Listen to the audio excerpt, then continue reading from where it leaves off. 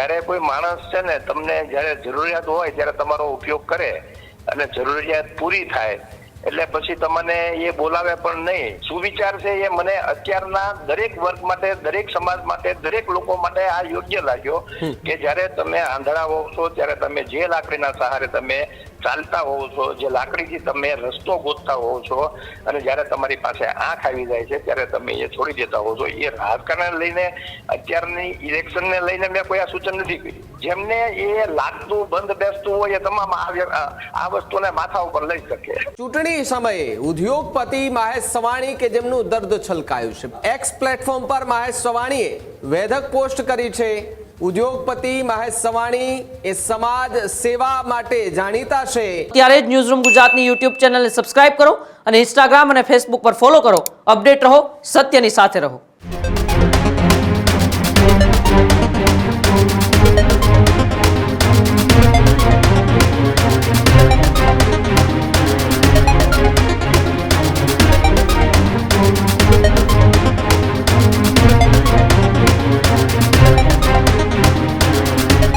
સ્થાનિક સ્વરાજ્યની ચૂંટણીને બસ હવે ગણતરીના દિવસો જ બાકી છે. પહેલા રાજકીય નેતાઓની પોસ્ટથી રાજકારણ ગરમાતું હોય છે, તો હવે ચૂંટણી સમયે ઉદ્યોગપતિ મહેશ સવાણી કે જેમનું દર્દ છલકાયું છે. પૂર્વ આપ નેતા મહેશ સવાણીની એક પોસ્ટથી ચર્ચાએ જોર પકડ્યું છે. એક્સ પ્લેટફોર્મ પર મહેશ સવાણીએ વેધક પોસ્ટ કરી છે. જો આંધળા માણસને દેખાવા લાગે તો સૌથી પહેલા એ લાકડીને ફેંકી દેશે જેણે એ સાથ આપ્યો. સમાજમાં પણ કંઈક આવું જ હોય છે.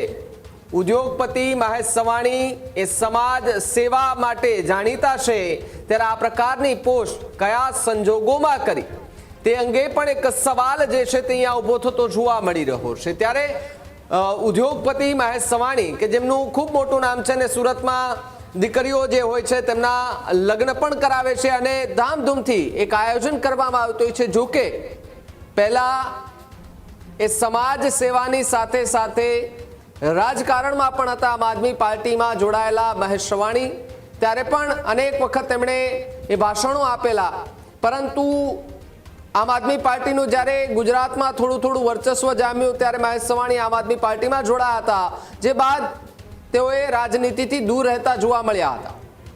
અને ગુજરાતમાં સ્થાનિક સ્વરાજ્યની ચૂંટણી આવી છે અને સ્થાનિક સ્વરાજ્યની ચૂંટણીના બસ આમ તો હવે પ્રચાર પ્રસારના તો એ છેલ્લો દિવસ 6 વાગ્યા સુધીમાં બધું જ સંકેલાઈ જવાનું છે.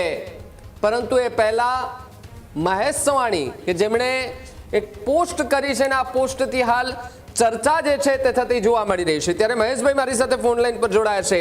મહેશભાઈ, સ્વાગત છે ન્યૂઝરૂમ પર આપનું. હા, નમસ્કાર ભાઈ. મહેશભાઈ, ચૂંટણી પૂર્વે આપની એક વેધક પોસ્ટ સોશિયલ મીડિયા પર ફરતી થઈ છે. સૌથી પહેલા તો એ પોસ્ટ કરવાનું કારણ શું? કારણ કે તમે જે રીતે પોસ્ટમાં લખ્યું છે કે જો આંધળા માણસને દેખાવા લાગે તો સૌથી પહેલા એ લાકડીને ફેંકી દે છે જેમણે સાથ આપ્યો. બધા કરતા પહેલા તો એ પોસ્ટ છે ને એ મેં રાજકારણને લઈને નથી લખી. ઓકે. પણ સમાજને લઈને લખી. એમાં મેં નીચે એવું પણ લખ્યું છે કે સમાજમાં પણ કંઈક આવું જ હોય છે એમ. જી. એટલે જ્યારે કોઈ માણસ છે ને તમને જ્યારે જરૂરિયાત હોય ત્યારે તમારો ઉપયોગ કરે અને જરૂરિયાત પૂરી થાય એટલે પછી તમને એ બોલાવે પણ નહીં. એવું સમાજમાં પણ એવું છે કે સમાજમાં જે શરૂઆતમાં અગ્રણીઓ હતા, જે અમુક અમીર હતા, હવે અત્યારે સમાજમાં અગ્રણીઓ એવા છે કે જે સમાજનું કામ કરવા માટે નહીં પણ પોતાનું કામ કરવા માટે ને પોતાનું નામ કરવા માટે થઈને બધા અગ્રણીઓ બનતા હોય છે. એ પછી રાજકારણનો સહારો લે, સમાજનો સહારો લે અને એવી રીતે કોઈના સહારા લેતા હોય, અને પછી એનું કામ પૂરું થાય એટલે એને પડતા મૂકે અને પોતે કઈ રીતે મોટા થતા હોય એવી રીતે બધા વર્તતા હોય. એટલે મને આ એક આમ જોઈએ ને તો કે કોઈ આંધળો માણસ હોય એને જયારે આંખ મળે તો બધા કરતા પહેલા એ લાકડીને ફેંકી દે. જે લાકડીએ એને અંધાપામાં સહારો આપ્યો હોય. ત્યારે સમાજે પણ એ વિચારવું જોઈએ કે જયારે સમાજની જયારે આમ શરૂઆત થતી હોય કે કોઈ પણ બાબતની શરૂઆત થતી હોય તો પહેલા એને જેને સપોર્ટ કર્યો છે, જેમને સપોર્ટ આપ્યો છે, જેના થકી તમે મોટા થયા છો, તો એને તમારે ફેંકી ન દેવા જોઈએ. એવું મારું જે મારા માઇન્ડમાં હતું એટલે મેં એ પોસ્ટ કરી છે. મહેશભાઈ, આપ પણ ભૂતકાળમાં રાજકીય પાર્ટી સાથે જોડાયેલા હતા, ત્યાં એ સમયે આપને કોઈ એવો કડવો અનુભવ થયેલો ખરો? નહીં, મને કોઈ કડવા અનુભવ નથી. અત્યારે રનિંગ પાર્ટીમાં થયા અને નથી મને મારી હું જે પાર્ટીમાં જોડાયો હતો એમાં પણ મને એવા અનુભવ નથી થયા કે ભાઈ મને કોઈએ ફેંકી દીધો હોય. અને મને જયારે કોઈએ ફેંકી દીધો હોય તો હું મારી જાતે જ ઉભો થયો હોઉં. હું જયારે કોઈ પાર્ટીમાં જયારે હું ઇન્વોલ્વ પણ થયો હતો ત્યારે પણ મેં કઈ સમાજને પૂછીને નહોતો થયો કે ભાઈ મારે સમાજને પૂછીને આ કરવું છે. મને જે વખતે જે સમયે જે યોગ્ય લાગ્યું હોય એ મેં કર્યું હોય ને અત્યારે પણ મને જે યોગ્ય લાગતું હોય એ જ કરતો હોઉં. મને આજે સુવિચાર છે એ મને અત્યારના દરેક વર્ગ માટે, દરેક સમાજ માટે, દરેક લોકો માટે આ યોગ્ય લાગ્યો કે જયારે તમે આંધળા હોવ છો ત્યારે તમે જે લાકડીના સહારે તમે ચાલતા હોવ છો, જે લાકડીથી તમે રસ્તો ગોતતા હોવ છો અને જયારે તમારી પાસે આંખ આવી જાય છે ત્યારે તમે એ છોડી દેતા હોવ છો. એ રાજકારણ લઈને અત્યારની ઇલેક્શનને લઈને મેં કોઈ આ સૂચન નથી કર્યું, પણ એ જનરલ સમાજ માટે તમે ગણો જેમને એ લાગતું બંધ બેસતું હોય એ તમામ આ વસ્તુને માથા ઉપર લઈ શકે.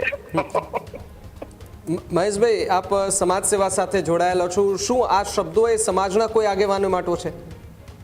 નહીં, મેં તમને કીધું ને, જો આ જે વ્યક્તિને જેને ઠંડી લાગતી હોય ને એ આ ઓટી લે. જેમને ઠંડી લાગતી હોય એ આ જે રજાઈ છે એ ઓટી લે. કારણ કે જે રીતે શબ્દો તમે લખ્યા છે કે જો આંધળા માણસને દેખાવા લાગે તો સાચી વાત છે કે આંધળા માણસને દેખાવા લાગે તો એ પહેલા લાકડીને ફેંકી જ દેવાનો છે. અને નીચે જે સમાજની વાત કરી છે એટલા માટે મારો પ્રશ્ન એ હતો આપને. હા, પણ એટલે મેં તો સમાજ માટે લખ્યું છે. મેં પોલિટિક્સ માટે મેં બિલકુલ મારો ઇન્ટેન્શન કોઈ પણ પાર્ટીઓ માટે નથી. પણ આ લાગુ તમામ લોકોને પડે છે. જી બિલકુલ બિલકુલ. આભાર મહેશભાઈ જોડાવા બદલ. હજુ સુધી તમે અમારી ચેનલને સબસ્ક્રાઇબ નથી કરી તો અત્યારે જ ન્યૂઝરૂમ ગુજરાતને સબસ્ક્રાઇબ કરો, ફેસબુક અને ઇન્સ્ટાગ્રામ પર ફોલો કરો.